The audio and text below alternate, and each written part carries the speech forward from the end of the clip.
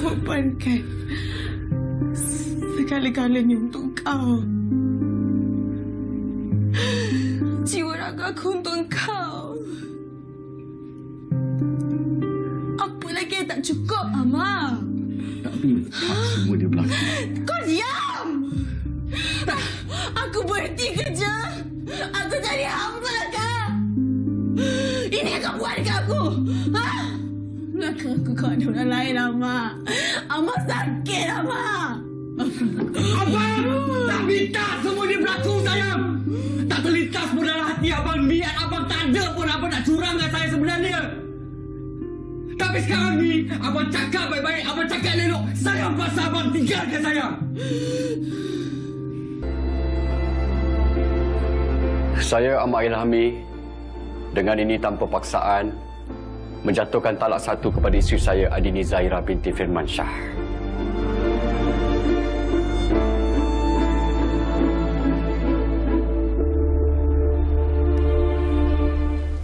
Itu tadi sedikit sedutan daripada drama Wanita Syurga lakonan hebat Siti Khadijah dan juga Reza Rosli yang menggambarkan apa yang akan kita bincangkan pada hari ini, iaitu penceraian jika itu akhirnya. Baik, dan tanpa melengahkan masa, Yana, elok kalau kita perkenalkan dua orang tetamu yang sudah pun berada di studio. Kita bersama dengan Profesor Madya Dr. Azmawati Muhammad Noor selaku Timbalan Dekan Fakulti Pendidikan Universiti Malaya yang juga merupakan anggota Lembaga Kaunselor Malaysia. Terima kasih, Prof, bersama kami. Terima kasih. Okey, sihat, Prof? Sihat, Alhamdulillah. Cerianya, Prof, hari ini. Semua ceria. Semua. Okey, dan kita juga bersama dengan Tuan Muhammad Nur Hafiz Roslan selaku Pengarah Urusan Tetuan Nur Hafiz and Associates. Apa khabar, Tuan? Alhamdulillah, baik. Hari ini tak ada kes, ya? Hari ini Alhamdulillah, tenang sikit. Okey, tenang. Baik. Topik hari ini kita bukan ingin menyangka buruk ataupun menilai sesiapa yang memilih penceraian sebagai jalan untuk keluar daripada perkahwinan mereka. Tetapi sebelum itu, mungkin Prof, kita kupas sedikit. Kita selalu terus bercakap mengenai penceraian. Tetapi bila seseorang itu berkahwin, banyak yang harus mereka siapkan diri mereka dengan transisi itu sehingga berkahwin, kan? Jadi apakah sebenarnya antara aspek-aspek yang perlu seseorang siapkan diri mereka dengan? Okey, terima kasih. I think it's a very important untuk faham tentang bagaimana kita nak menyediakan diri sebelum berkahwin. Pertama sekali kita kena faham apa tujuan kita berkahwin. Okey. Tujuan berkahwin tu untuk mempunyai pasangan bersama-sama, dan persediaan diri tu daripada segi penyediaan pemikiran, emosi dan juga tingkah laku. Daripada sudut pemikiran, bagaimana kita nak sentiasa berfikiran untuk daripada segi mencari nafkah. Sekarang kita tahu ekonomi kita pun yang kita kata daripada segi kehidupan banyak cabaran dia. So kita nak menyediakan, so kita kena sentiasa berfikir yang positif. Tapi bila kita kata fikir positif, bukan selalu kita dapat berfikir secara positif, kan? Agak sukar juga, tetapi kita kena mainkan peranan di situ. Daripada sudut ekonomi, daripada sudut agama, daripada sudut persediaan, macam-macam sebenarnya. Persediaan yang paling penting ialah diri sendiri. Apakah, bagaimanakah bila dah mempunyai suami atau isteri, bagaimana kita nak menyediakan persediaan daripada sudut kita dah ada orang baru. Kita dah biasa hidup sendiri. Tiba-tiba nampak stokin dekat bawah tu geram. Kenapa dicampaknya stokin kat situ? Kenapa tidak dipungut? Padahal tempat baju tu ada je kat sebelah. So benda-benda begini. Dan bagaimana kita nak berinteraksi bila you dah biasa hidup bersendiri. So persediaan daripada sudut-sudut ini perlu dilihat dan tidak boleh dipandang remeh. Dan satu lagi yang saya rasa sangat penting adalah daripada persediaan bagaimana bila hidup berpasangan ini kita kena faham dari konteks komunikasi. Bila kita sebut komunikasi itu, komunikasi, keterbukaan komunikasi itu penting. Tapi bagaimana kita hendak terus berkomunikasi dengan baik, itu juga sangat penting. Jadi banyak sebenarnya yang perlu kita sediakan. Saya suka, kan, segi bila Prof menyentuh tentang aspek persediaan dan tidak menjurus kepada persediaan ke arah majlis perkahwinan itu. Yang mana mungkin rata-rata dalam masyarakat kita terlalu fikirkan pada majlis perkahwinan, yang saya tidak nafikan perlu dan penting juga untuk kita titik beratkan. Tetapi hakikatnya dalam kehidupan berumah tangga ini, kehidupan selepas majlis perkahwinan itu, semasa dalam tempoh perkahwinan itu yang sebenarnya harus dibincangkan terlebih dahulu sebelum kita membuat keputusan untuk perkahwinan sebagainya. Dan Tuan Hafiz, mungkin Tuan boleh kongsikan terlebih dahulu.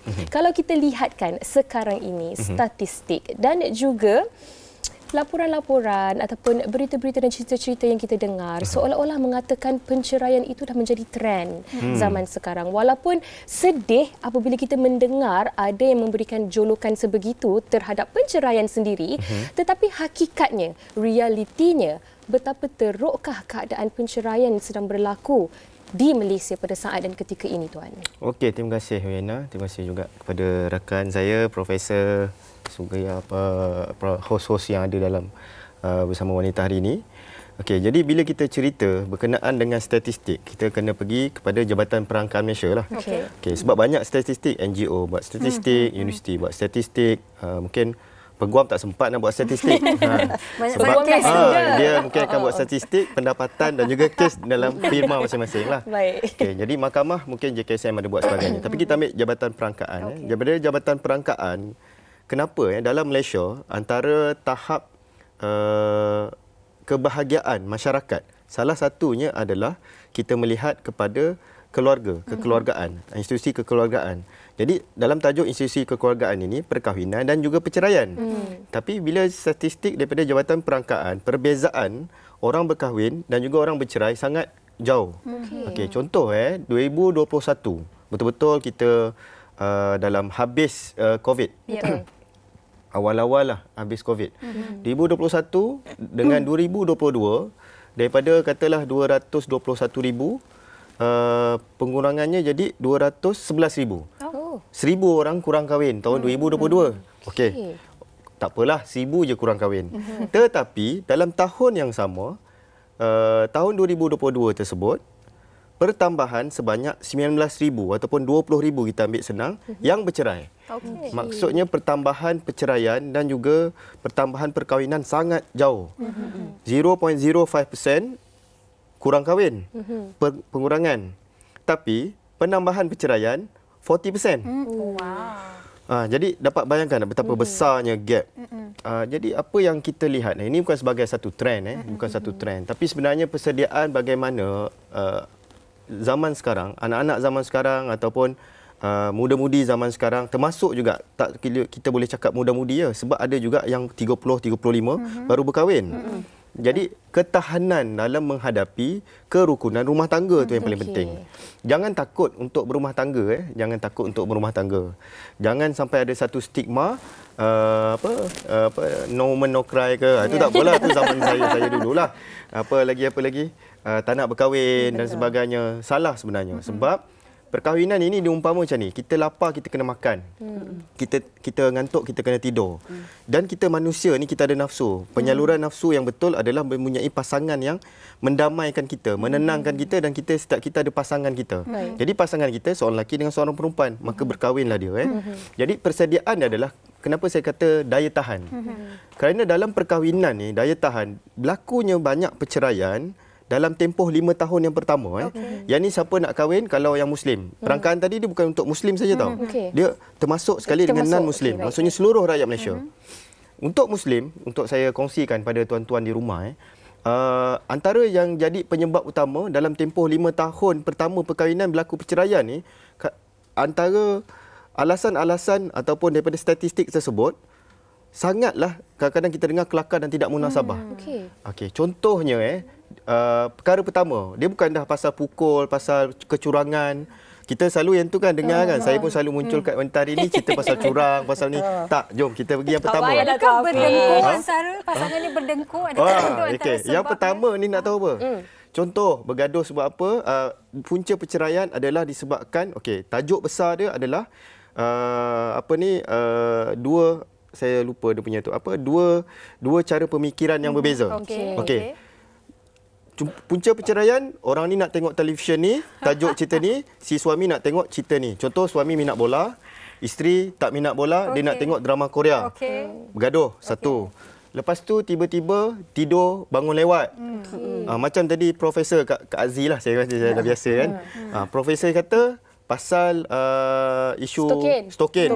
Okey, ni saya nak cerita. Ini isu pula tak buang sampah.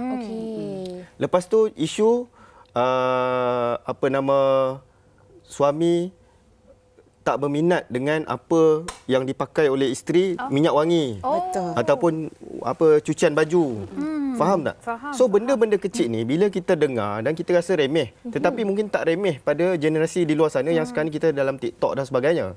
Kenapa saya ada berkongsi tadi?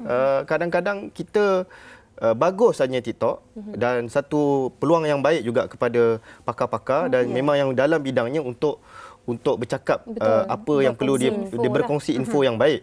Tapi contoh macam orang macam saya, macam Prof ni, sebab kita pun ada kerja hakiki masing-masing, tak sempat pula kita nak betul-betul kepada ke arah influencer tersebut. Tapi kita memerlukan orang yang pakar ni bercakap pada bidangnya. Sebab apa? Sebab dalam TikTok pada hari ni saya nampak dia umpama macam dah jadi domino. Apabila yang bercakap itu bukan dalam bidang dia, dia hanya meluahkan perasaan. Bukanlah kepakaran dia. Bukan dalam kepakaran dia mengeluahkan pandangan dia, mengeluahkan rasa hati dia, tapi dia FYP dan akhirnya dia jadi macam ikutan trend, bandwagon dan tiba-tiba jadi aku pun macam ni, aku pun macam ni, aku macam ni. Jadi luahan tanpa mempunyai tunjang yang kukuh di dalam baik agama ataupun baik Pasti kami pun kena jadi TikTokers lah ya. Kadang-kadang terpaksa juga saya. Janganlah dengan kami di Wanita Hari ini je lah. Tapi daripada apa yang Encik Hafiz katakan, boleh saya mungkin rumuskan yang tiada persefahaman antara punca utama dan mungkin selepas ni kita tanya kepada Prof. Tapi sebelum itu kita nak dengarkan juga apakah pandangan orang ramai berkaitan dengan topik kita pada hari ini. Sebab salah satu sebabnya ialah PJJ, perhubungan jarak jauh. Suami dekat utara, isteri dekat selatan. So masing-masing boring, media sosial lagi, banyak macam-macam pengaruh kawan-kawan lagi. Terutamanya rakan sekerja, rakan sebaya. Hasutan, kewangan yang tidak mencukupi kan.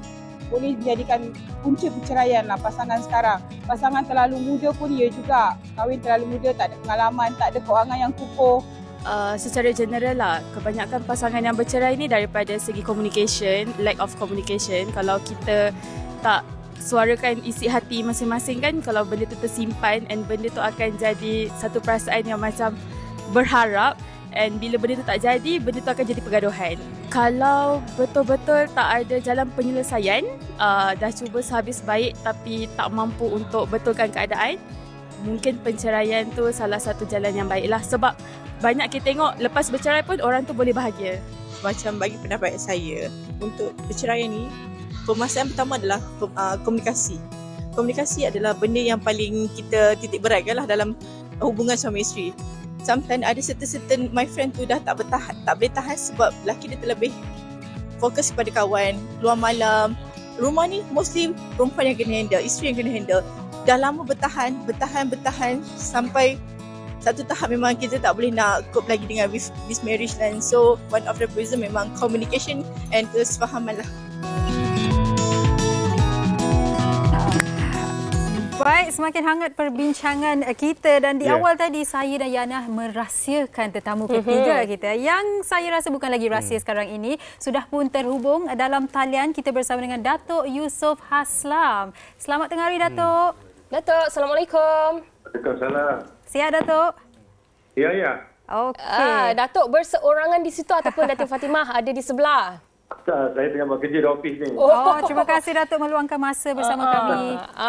Okey, Datuk, topik kita hari ini pasal perceraian jika itu akhirnya.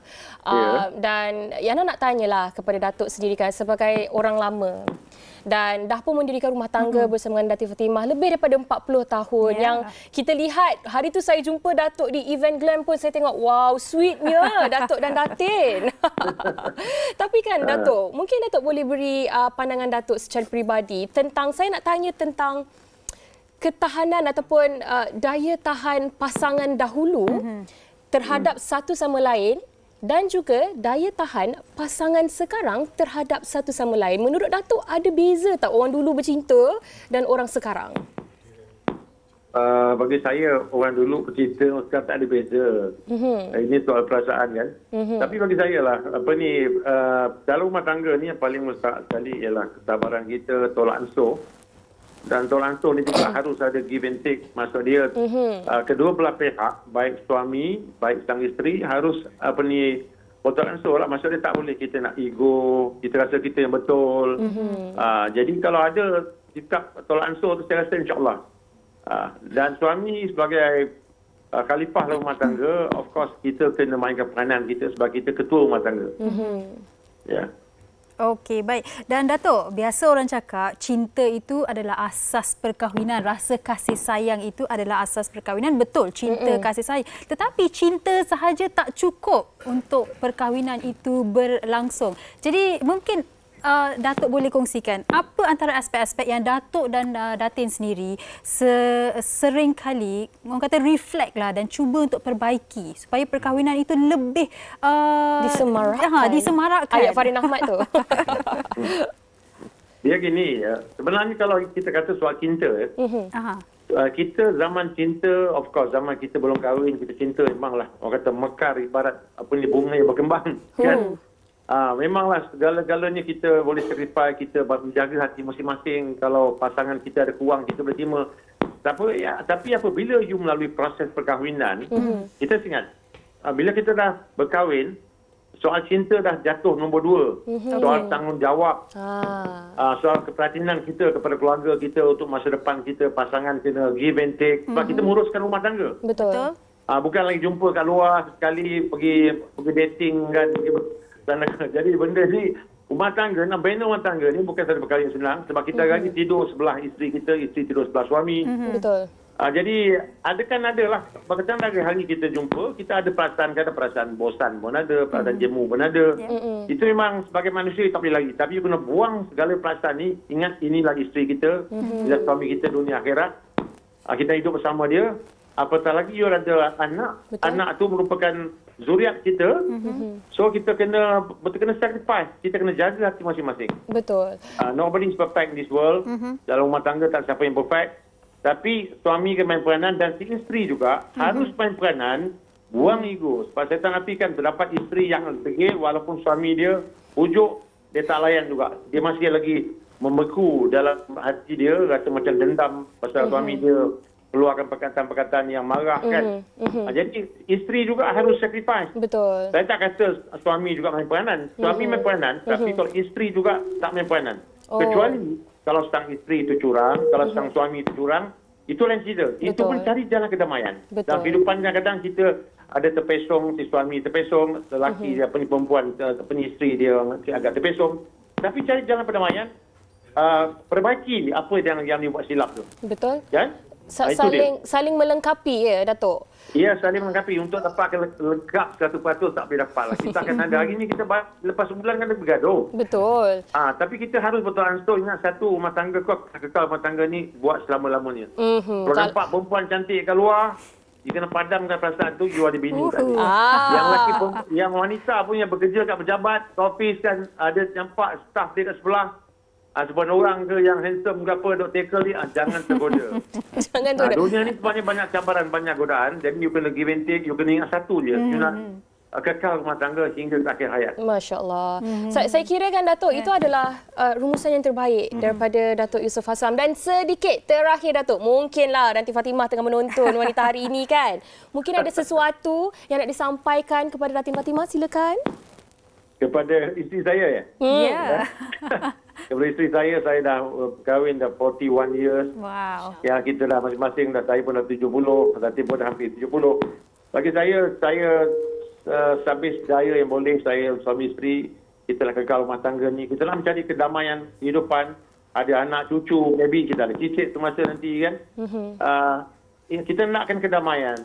Biarlah jangka hayat saya dengan isteri saya bersama. Kalau kita salah seorang pergi pun, kita kena ada perasaan sayang tu. Ya? Itu paling penting. You tak boleh puas nanti semua orang, tapi kena jangan pentingkan diri lah. Itu dia. Okey, baik. Terima kasih banyak-banyak Datuk. Okey, baik. Datuk nanti datanglah studio kita, Datuk.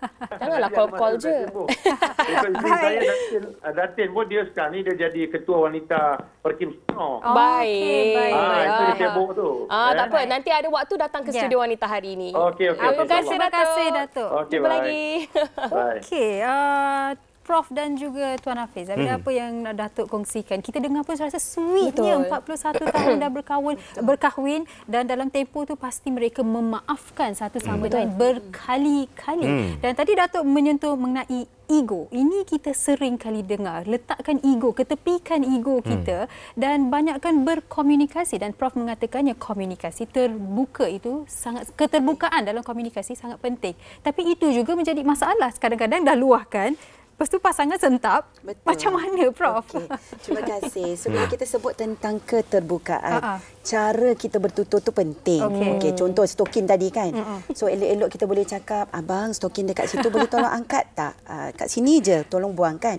Kita boleh berkata begitu, tetapi kita, kenapalah kau ni tak faham-faham? Kenapa tak boleh tapi angkat? Prof, kalau dah 5 kali cakap, dia memang akan mendatangkan marah. Okey, itu betul. Tapi kena sentiasa mengingatkan. Inilah namanya toleransi tadi yang Datuk pun ada sebut.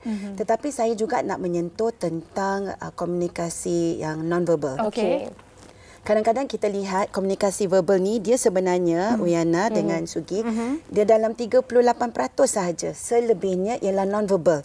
So bagaimana seseorang suami itu perlu dan seorang wanita juga perlu memahami tindak tanduk kelakuan. Contoh dia kata dia bawa pergi makan. Contohlah kan, ini selalu terjadi kan. Awak nak makan apa? Lepas tu dia kata apa-apa je. So bila dah makan, dia bawa je lah kedai mamak, tiba-tiba muka. So ini ialah bagaimana you boleh detect dia tak suka. Dan komunikasi yang non-verbal ini sebenarnya penting. Dia banyak yang tersirat. Contohnya bila dia kata, okey, awak boleh buat begini, tetapi dia tak suka, dia tidak menyuarakan. So wanita sering berdepan dengan isu ini yang sukar untuk menyuarakan sesuatu dan dia suka simpan-simpan. So bila simpan, Hafiz faham tak agak? Faham sangat. Faham sangat kan? Lepas tu bila balik rumah mungkinlah ada pertengkaran, ketidakpuasan hati. Inilah elok-elok tadi kalau boleh cakap, I tak berapa sukalah perfume you pakai, boleh ubah tak? Mungkin kuat sangat. Berkomunikasi itu penting dan juga gerak-gerik. Kadang-kadang dia nak jaga hati. Itu yang dia buat muka macam. So itu yang kita kena ada active listening, mendengar dengan baik. So itu sangat penting sebenarnya dalam nak toleransi, dalam nak memahami komunikasi, keterbukaan yang kita kena suarakan. Kadang-kadang orang tak faham. Yang tersirat-tersirat ni mereka tak faham. Jadi kena perjelaskan. Okey, wow. Macam penat juga. Betul. Sebab kadang-kadang kita perempuan ni kita tak cakap direct apa tu nak makan apa je okey je dah bawa pergi sini kenapa bawa pergi sini lah pula tapi burger okey lah burger okey bergedit memang best cik okey tapi kan Tuan Hafiz kalau kita bercakap tentang penceraian juga kan mungkin orang melihat itu sebagai satu konotasi yang sangat-sangat negatif bercerai ini sangat-sangat tak baik tak bagus dan sebagainya. Mungkin dalam sudut pandangan yang lebih positif yang kita boleh ambil daripada penceraian juga adalah mungkin selepas itu mental health kedua-dua pasangan ini tadi yang dah bukan lagi status suami dan isteri ni lebih baik. Mereka juga dapat berkomunikasi dengan lebih baik sebab dah tak ada attachment dari segi saya isteri awak, awak suami saya. Dan mungkin mereka yang ada keterseksaan sebelum ini dalam rumah tangga itu pun dah dilepaskan daripada seksa tersebut. Dan ini yang kita nak ambil walaupun kita tidak ada sesiapa yang mahu berkahwin dan bercerai tetapi sekiranya perceraian ini berlaku masih lagi ada sudut pandang positif yang kita boleh ambil daripada perkara tersebut. Ada pertamanya untuk sidang penonton di rumah. Kenapa Allah SWT untuk yang Muslim untuk yang Muslim, untuk yang perempuan dia ada wajib ada tempoh iddah. Okey, ini bukan cerita pasal cerai mati. Saya tak nak cerita pasal cerai mati lah. Cerai mati ni berkabung ataupun ihdad, dia ada 4 bulan 10 hari. Okey, kita tak nak cerita bab tu. Ini kita cerita yang bab hidup-hidup. Okey, bila yang bab hidup ni yang tadi yang ada konflik, yang berlakunya masing-masing tak ada daya tahan ataupun rasa lelah dalam rumah tangga. Lepas tu ada je saja yang tak kena. Ada pula yang jenis lampi dengan izin lambat pick up. Sama ada lama tak dengar perkataan tu. So lambat pick up ni tuan-tuan dan puan-puan golongan lampi ni dia bukan lampi tapi dia lampi lah. Dia nampak macam smart dan sebagainya tapi dia lampi, lambat pick up. Maksudnya lambat pick up ni orang yang lampi ni dia tak faham apakah gerak daya tubuh, gaya kerja, gaya mimik muka, percakapan non-verbal kepada isteri. Yang ni saya nak pesan baik isteri ataupun suami di luar sana kena belajar sungguh-sungguh. Macam mana nak belajar? Nak belajar benda ni sebenarnya tengok pasangan kamu dan juga cara kehidupan pasangan kamu macam mana. Faham betul-betul. Dah nama pun pasangan kita, sepatutnya kita kena masak dengan perangai dan juga sifat pasangan kita sampai kita boleh tahu kan apa yang dia nak, apa yang dia tak nak. Dan bila ditanya pasal saya tadi, perempuan ni dipenuhi dengan 1001 makna kan. Memang susah kita nak tafsir untuk golongan bapa-bapa di luar dan suami-suami. Macam saya juga, saya pun memahami keadaan tersebut. Tetapi bila kita dah faham dan tahu situasi isteri kita, maka kita akan boleh faham perkara tersebut. Jadi berbalik kepada persoalan tadi, bila berlaku juga akhirnya perceraian, dia akan menjadi satu kelegaan bagi orang yang merasakan perkahwinan itu satu perkara yang menyesakkan. Betul. Jadi bila dia rasa lemas, akhirnya dia terlerai daripada perkahwinan tersebut, dia akan rasa lega, boleh bernafas kembali. Tapi dalam masa yang sama, Islam telah menetapkan tempoh iddah. Apakah hikmah di sebalik tempoh iddah ni? Hikmah yang paling besar dia adalah untuk melihat kesucian rahim, sama ada masih ada zuriat ataupun tak ada zuriat dalam tempoh sebelum berlakunya perceraian. Sebab kalau ada berlaku dalam tempoh tersebut mengandung, maka anak masih bernasab dan bapa masih lagi bertanggungjawab ke atas anak tersebut. Okey, faham Faham. Iaitu bab yang pertama literal kulit.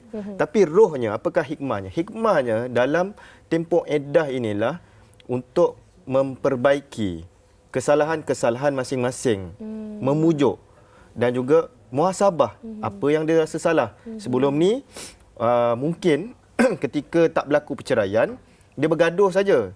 Dia tak pergi kepada ultimate. Tapi bila ultimately adanya perceraian, divorce, suatu perkara yang besar. Sampai walaupun dalam tempoh iddah ni isteri masih boleh duduk di rumah kelaminnya, isteri tak boleh dihalau. Isteri kena duduk di rumah kelaminnya kecuali perkara yang boleh memudaratkan diri dia. Kalau dia nak keluar disebabkan dia rasa mudarat pada diri dia dan sebagainya, baru dia boleh keluar. Kalau tak, dia kena duduk dalam rumah tu. Waktu itulah dia kena bercantik-cantik. Untuk siapa? Bukan untuk orang lain. Untuk pasangan dia. Lelaki kena, kalau dulu selekeh pakai kain gombang dan sebagainya, kain plekat, kamilah kau pujuk rayu balik. Tumpas air kan. Waktu ni lah jadi syaruhan balik semula. Waktulah juga masak-masak. Ya, betul. Tetapi apa yang berlaku sekarang? Apa yang berlaku sekarang lain. Tak seperti mana hikmah dijadikan tempoh iddah ni. Ramai orang tak faham. Ramai orang tak faham apa hikmah tempoh iddah. Ramai orang tak faham apakah itu hikmah faraid. Ramai orang tak faham. Dia ambil literal saja. Hikmah ada dalam Islam adalah tempoh memujuk, tempoh muhasabah. Kalau betul-betul tak boleh faham tanggungjawab tadi. Sebab kalau kamu tak dapat bertahan untuk bersama dengan pasangan, bertahanlah demi anak-anak. Ya, anak-anak tadi. Maksudnya bertahan ni, anak tu kamu jadi cerai macam mana pun, anak still anak, kamu ada tanggungjawab. Baik. Dan satu contoh yang baik, kita ada macam-macam. Kalau kat Malaysia ni kita boleh lihat artis-artis yang bagus. Demi anak, dia masih boleh kerja masing-masing. Masing-masing ada dah berkahwin, yang ni pun dah berkahwin. Ataupun yang ni dah ada partner lain, dah tunang dengan orang lain. Yang ni pun dah bertunang dengan orang lain. Tapi demi anak-anak, tak ada masalah. Co-parenting itu masih Co-parenting masih bersama. boleh berlaku. Okey, baik. Dan banyak yang telah kita kupas, sudut positifnya, sudut negatifnya. Dan Prof, di awal tadi saya bertanya mengenai transisi sebelum berkahwin, setelah berkahwin. Tetapi transisi selepas berkahwin dan kemudiannya bercerai memerlukan banyak kekuatan juga. Jadi seringkasnya Prof, bagaimana para wanita terutamanya boleh mendapatkan kekuatan itu? Okey, kekuatan yang paling mudah kita kena buat adalah untuk menerima bahawa ini telah terjadi. Jadi setelah dianya terjadi, kita kena faham apakah kesan dan akibat. Kadang-kadang orang di luar sana mudah untuk melemparkan kata-kata, mudah untuk mengatakan macam-macam lah, nak bercerita awak ni dah janda. Konotasi janda itu selalunya negatif. Betul. Jadi kena faham bahawa apa yang terjadi kepada diri kita itu memang telah satu takdir, anda kena terima. Dan satu lagi, apa yang mereka kata di luar sana tidak menggambarkan diri anda. Jadi yang itu kena faham dan kena kuat bahawa hidup ini masih perlu diteruskan. Jadi jagalah sempadan, fikirkan sesuatu yang positif, yang negatif itu tolak tepi. Memang sukar, tetapi saya pasti wanita di luar sana kuat dan insya-Allah anda boleh. Baik. Terima kasih. Dan tuan, seringkas-ringkasnya tuan, kalau berlakunya perceraian, kalau boleh ada anak itu, jangan lepaskan tanggungjawab dan pastikan hubungan itu masih lagi dikekalkan. Seringkasnya tuan. Untuk sidang penonton di rumah, apa yang berlaku juga pada kita dalam perkahwinan kita, baik lelaki ataupun perempuan, suami atau isteri, kamu nak cerai sebagaimana pun, itu adalah kisah kamu. Tapi ada satu kisah lagi kehidupan yang masih belum selesai, yakni kisah kehidupan anak kamu. Anak kamu akan membesar, anak kamu masih belajar, anak kamu akan berkahwin dan kamu adalah contoh dan tauladan. Kamu tak dapat memberikan contoh tauladan sebagai seorang bapa ataupun sebagai seorang ibu yang berkahwin. Jadilah contoh tauladan sebagai seorang bapa dan seorang ibu walaupun gagal dalam perceraian, anak-anak kamu masih dalam keadaan baik. Jadi saya doakan untuk seluruh rakyat Malaysia dan penonton wanita hari ini, baik kamu belum berkahwin, kahwinlah. Yang dah berkahwin, sabar, kekal, kasih sayang. Yang dah tak dapat nak selamatkan perkahwinan, bercerai, jangan bergaduh. Demi anak, buat yang sehabis baik. Kalau tak ada anak sekalipun, kalau boleh berkawan, berkawan. Baik.